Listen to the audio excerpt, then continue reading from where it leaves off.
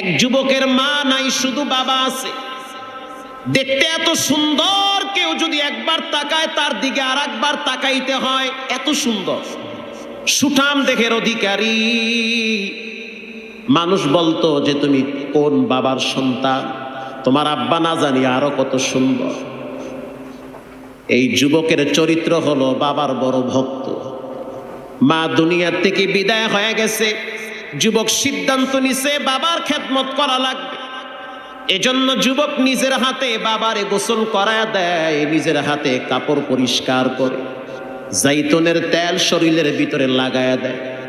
বাবা মাঝে মাঝে বলে, সন্তান, আল্লাহর রসুল বলেছেন মা বাবা যদি দোয়া করে সেই দোয়া রব ফিরায় দেয় না। তুমি আমার জন্য যেই পরিমাণ খেদমতের হাত বাড়ায়া দিলা, সহনশীলের হাত বাড়ায়া দিলা, আমি তো মাঝে মাঝে বিছানায় পায়খানা প্রস্রাব করে দেই, পরিষ্কার করার মতো তুমি ছাড়া তো বাবা আমার কেউ নাই।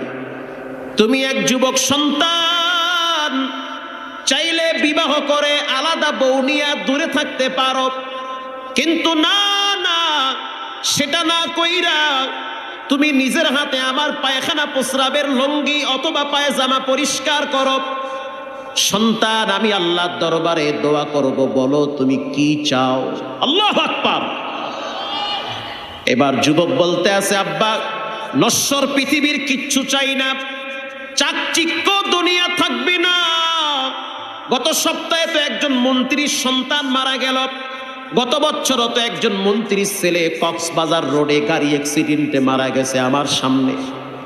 একটা মাত্র সন্তান, একটাই সন্তান, গাড়ি অ্যাক্সিডেন্টে এমন ভাবে মারা গেল, শরীরের গোস্ত রাস্তায় পড়েছিল, চক্রিয়াতে, কুটাখালীতে। মন্ত্রীর কলিজার ভিতরে আগুন লাগছে, একটা সন্তান। স্থানীয় কিছু আলেম ওলামা বলছে, ও মন্ত্রী সাহেব, রাগ করিয়েন না, আপনার সন্তান বললে যেমন কষ্ট লাগে, আপনার আঙ্গুলির ইশারায় যখন অনেক মায়ের কোল খালি হয় তখন তাদেরও তো কষ্ট লাগে।